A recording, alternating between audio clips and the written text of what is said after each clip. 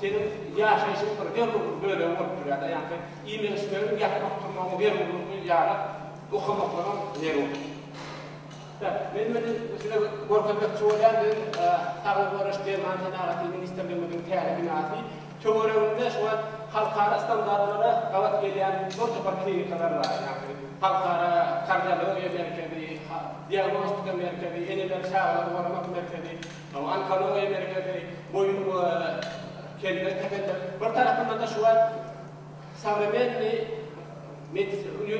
Avrupa standartlarına layık gelen medisina üniversiteleri kuruluşkan edip korku şuyunun ahında hayallanmalı.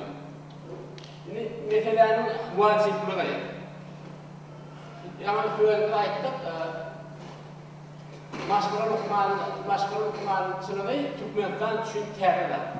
Şunun için sağlık maksatnamasına layıklıkta geçirilen ödüllerin esası var. Ödevinin maşgul okumanın sınavı tüttüğe ve önkü ilkinci tanrı uğraşı uğramlı terörden kuramam orada. Terörden kuramam diyen adam katıkıyla. Şunun için ne için yararlı kuramı vardır, yok sistemler bravo filmleri önceler şu teorilerinde hastahaneler katken ile hastahane diyen da devletin güdü. Devlet hastahane hükman bolaylar öyle. Şurada burada bir şu hastahanelerden hastalıklardan eğer tırkı olsa hükman zorunda hem bak hastahanede yapmalı. Şunlar kırvatta. Şunun bir hatta da şu kefellerin umman 70%'ine olayını şu ambulantör tepkide beceriyor. Elbette ağır kefeller ortaya olmasa operasyonlar gerek olsa onu hükman zorunda onu hastaneye yatırmalı. Yöne burada fark edildi yani demem derecesinde becerip koyuyorlar. Çünkü çok yani burada koyuyor herhalde o yerlerde yani o şey bankada kamudur o kadar bakıyor kalkıyor patronuna var. 15 tane koydu var ki bazısında. Ben dedim ki o şunlara koydu var ki ayva koydular bağırın ama işe böyle ve bunlar ki hiç kim yatamıyor. Türkmen değil batı devlette de yayın var parlamentoda yatamıyor. O meydanda işlerini yakında tutanlar var ya da yani yılın aklına girdi. Zaten şunlara da onun için ama var şu tayda şu boyandığı yerinde medisine hizmetlerini esen takip oluyor yani. Şimdi İnsanlarla konuları tahtanı geçsin, sebep doğruluk sistemi var da halkın imkan sisteminde de yok mantıklı temiz spesialistler var taşıtlarda yani ne spesialistler şunlara göre o da oğullar. Şu medisinada şu neticede ne türlü kanunların orta şunun spesialistler arka kadınlarında ve o açıdan kardiyologlar ettiği ya başkanlar için oku medisinasından açıklığı oku medisinasından uçtuğu başka adamın açık bilemem da. Yani şunun bir hatarda çok negatif tarafları var. Tabii şu ince önermeler köpürüp var ya ama periferiye de yani tutup yanlar var. Ovadaki. Onlara hizmet eden adamların sağına adam ya. Çünkü şu ne için hastahanede şeyle hizmet eden orada umuman ilaçlar arasında kesinlikle ölümcül şu yok olduğundan gayet yani şu neleri şu derecede yani ovanın derecesinde ikinci kantaklık derecesinde tanrı uğraşı uğrandırmak. Yani değerli bunu yine bir yani ikinci hünerlerinde var bir zaman tarihinde var. Bir adamda bir neçe tane ortaya şeyler mi? Kaç yüreği ağrıyor.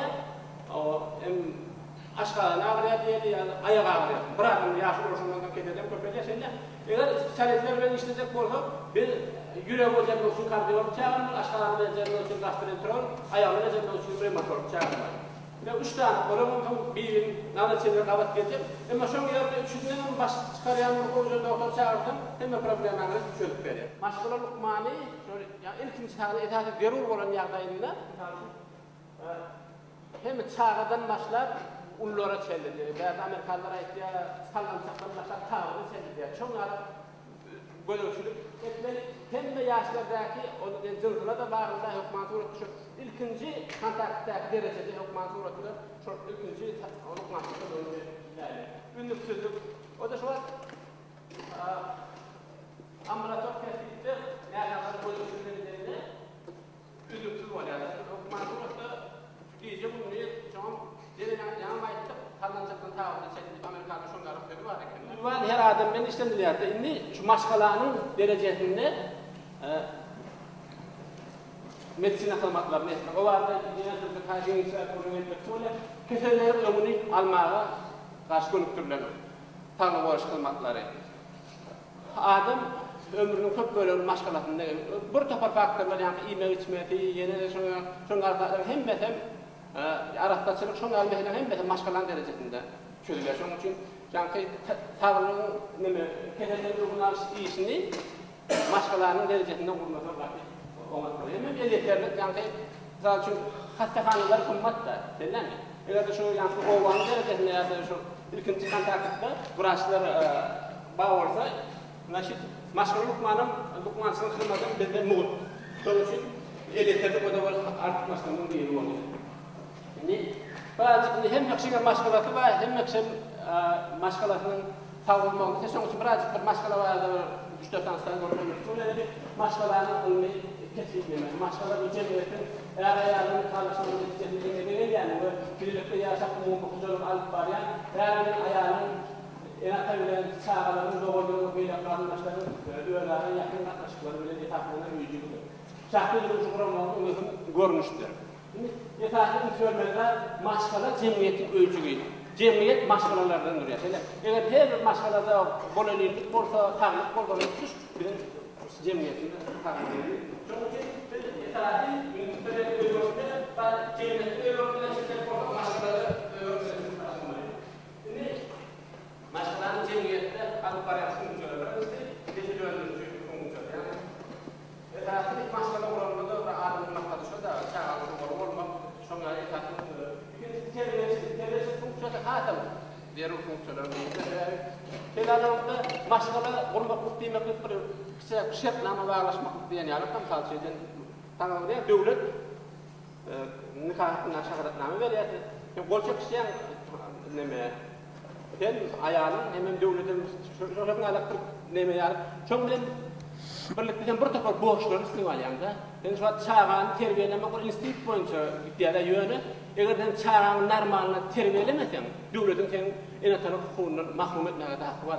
Şoň terbiyesi esasyn diýýär. Hem eger demesen nesil öndürmäne bilersin. Ýöne öndüren nesilin hukman haw döwlet işinde jemgyýet peýda terbiýeler. Bu hojalyk durmuş düşünükli bir. Maşgala diýilýän bir kiçik bir edara çykdy, şeýdemi? O taýda başlygyň orunmakaram tüm maşgym olmasalar hukmanda Türkmenin dertlerine göre erkek kişi diýerler neme böyle olmaly ýöne de kelle oranı näme boyuna ýalgyryň soňra nida urdu şu tarafa gidýär diýerler. Taýda maşgalanyň kemale geçişi ötüşdi urlary. Näme üçin de şunu bölýär? Däňe ýöne bir sosial medisinski problemalar bar. Birinji nikalaşmadan öňkü döwrüň tanyşlyk, durmuşlyk, taýýarlyk döwrü. Esasy bir umar külçewa mamatlaryň diýeri sebäbi birinjine maşgala gurjakla bir-birini gatgawy taýýar bolýar. Ýene bir tarapdan şu ýerde bir negativ bir hafta şu ýogunar bolýar da hiç ýetilen zat ýok. Oran bir bol daha toýuna edip öňünden bolan kalçy şu dalak neme getirenler. Hem bir taýýarlaryň toýun şeýlenme. Toýunda hada bir hafta we birden bir tarafa oglanyň narkomanlygy barada hak berýär. Näme? Hudaý saklap adamyň başyna düşmesin näme? Ýöne şoňa öňüne bolýar.